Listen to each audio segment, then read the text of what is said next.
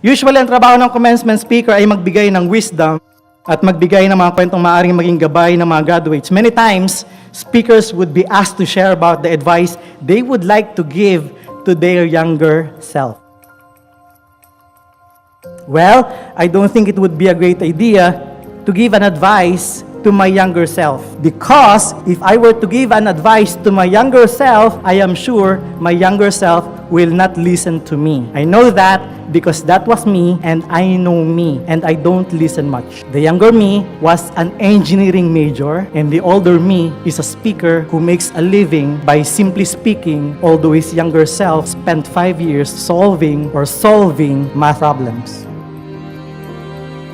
Hopefully today, you can pretend to be my younger self.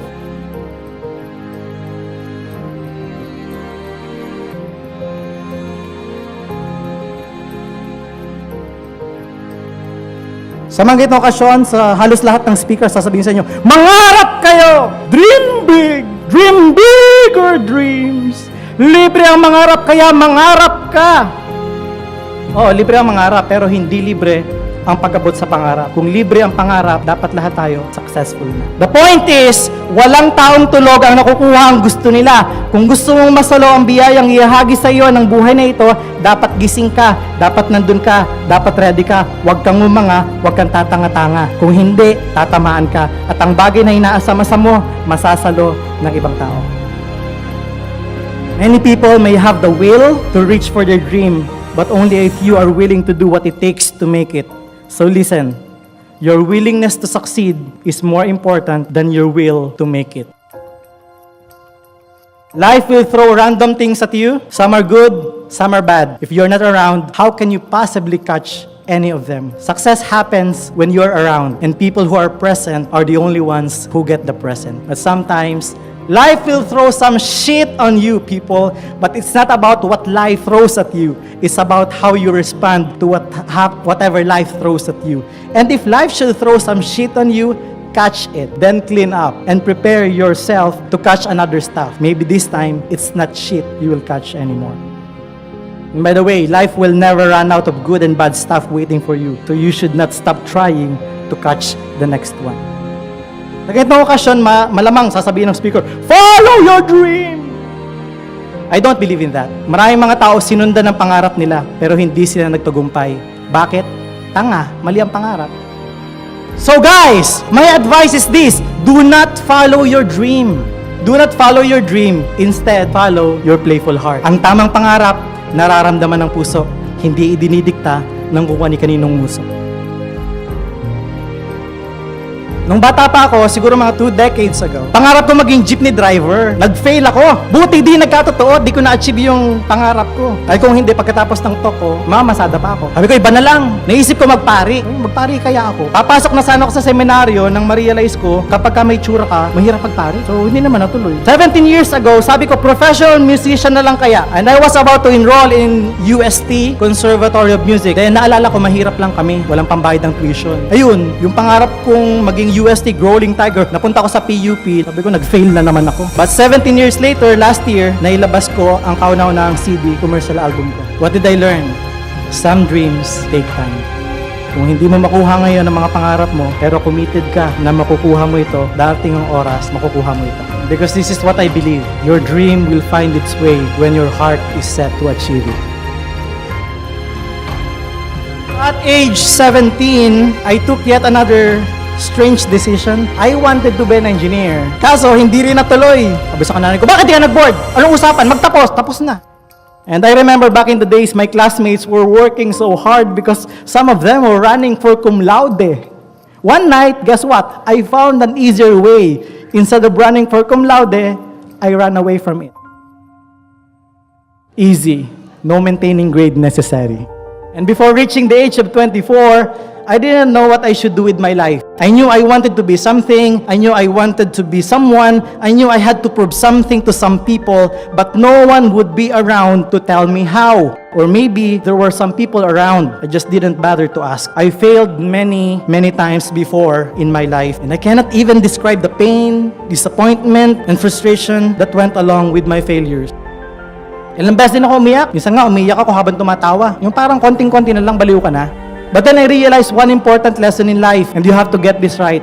Failure is not the enemy of success. It doesn't tell you what works, but sure, it tells you what doesn't work. Knowing what doesn't work eventually introduces you to what works. And when you know what works, that is success. And just as how success could define some people, failure could also define who you are. It's what you do when you fail that builds your stage for success.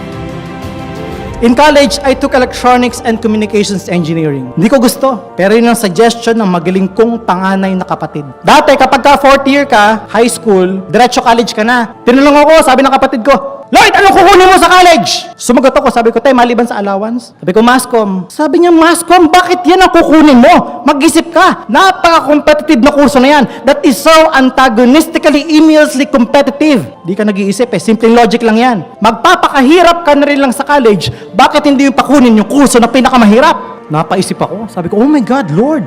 What a piece of wisdom. Yun, engineering kinuha ko. Nung nasa engineering na ako at nahihirapan na ako, minsan naiiyak na ako. Sabi ko, Lord, ate ko dapat nandito Idea niya to, ako nagpapakahirap. Sa engineering pa naman, pag nagkasabay-sabay yung mga mathematics subjects, mababaliw ka talaga. Hilong-hilo ako. Guys, hindi lahat ng pangarap ay tamang pangarap para sa'yo. Paano mo malalaman kung tama ang pangarap mo? Kung nahihirapan at napapagod ka physically, pero masaya at fulfilled ka naman spiritually. Kapag ka-stress ka, pero happy ka, nasa tamang pangarap ka. Kapag ka-stress ka, pero depressed ka, nasa maling pangarap ka. Malamang sa ganitong okasyon, madalas ninyong maririnig, don't give up. Huwag kang susuko. Laban lang. But today, my advice, give up. It's easier that way. Because if you want to level up, you must give up. Starting tomorrow, embrace the idea that the world outside is not as forgiving as what you wish it would be. Your school has been your shield for years, but it can no longer protect you when you leave. Give up on your former self. Embrace your brand new self, hopefully so ready, so enthusiastic, so brave to face the future. I gave up on my former self long ago. Iniwan ko yung dating ako. Nag-evolve ako. The point is, hindi ko na kailangan i-compare ang sarili ko sa iba. Dahil alam ko, hindi ako mas magaling sa kanila. Pero alam ko rin, hindi rin sila mas magaling sa akin. Ang alam ko, magkaiba kami. I gave up the things that make my life easy because they don't prepare me for anything. They don't strengthen me, they don't challenge me, they don't bring out the better version of me. An easy life will never make you a better person. And get this, when you understand your suffering, pain will never be an issue. There are many things in life that you won't get right the first time, but you don't have to get everything right away. Whatever journey you will take, you will have to fail at some point, and that is okay. Kung sa tingin niyo, natapos na ang mga exam sa buhay niyo, you're wrong. Dahil hindi natatapos ang exam sa buhay. Sa susunod na kabanata ng buhay niyo, mas maraming exam na naghihintay sa inyo. Ang pinagkaiba lang, sa labas, wala ng prof na nagbibigay ng grade. At wala ng parents na susugod sa school para ipaglaban kayo o ipakiusap na ipasa kayo. Pero ang kalidad ng buhay ninyo ang magsasabi kung pasado kayo or bagsak kayo.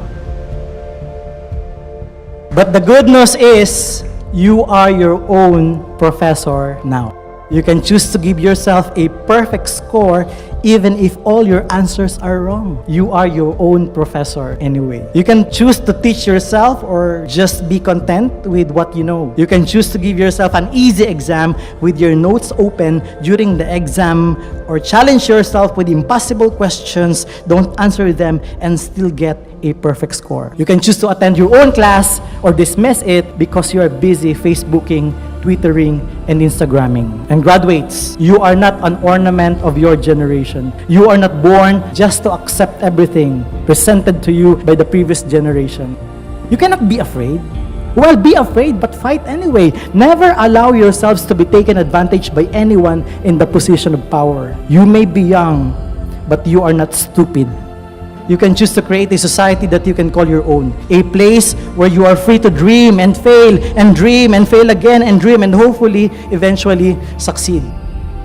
So my advice for you is to create your own path, and together create your own collective dream society. Together, set your own standard higher than ours, that even when you fail to reach it, it still be as high as our lower standard. Create your own container, or better yet, be your own container. Besides, your age is just an idea. Success knows no age. There are people who are 59 but are still young because they never learned anything, still failing and making a lot of similar mistakes at age 65. And there are people who are 18 but are already old because they have already found their life's meaning and they discovered their place in this world. Don't be afraid if we will not approve of your choices, because the truth is, you don't owe us anything. You don't owe your parents anything, for they only sent you to school because they love you. You don't owe your teachers anything, for they just performed their mission to teach and prepare you for what's coming. So don't be obliged to pay us back. Huwag kayong maobliga na bigyan kami pag may trabaho na kayo. But your real obligation now is to take good care of yourself and work with the men and women of your generation. Make that promise to yourself that one day you will be the best self you can ever be.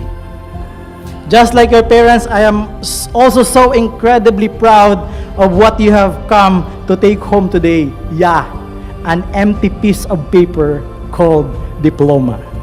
That piece of paper is very important, but diplomas do fade. Medals get rusty, and certificates get old. On the other hand, the wonderful memories and experiences and friendships you made here will last long, perhaps long enough that you can take them off the shelves of your mind when you feel lost, afraid, disappointed. Your achievement today may be forgotten soon before you can even land your first job, simply because your achievement is nothing but a recognition of what you have become. It's never an assurance of what you will become in the future. The truth is, the world does remember no cum laude, no valedictorian, no best in spelling, no best in writing. The world only remembers those who have made an impact on the lives of the people they serve. Hopefully, you will serve humanity to the best of your ability. Your future is yours to create. It is yours to design. It is yours to embrace. We had our time, and our time is almost over. And finally, I will tell you one important truth. Life will not guarantee you of anything, and you are not entitled to some automatic success. Some of you may make it, some of you may not. Some of you may stumble and get up. Some of you may stumble and stay on the ground. Some of you may try one thing and succeed at it. Some of you may try many things and terribly fail at all of them.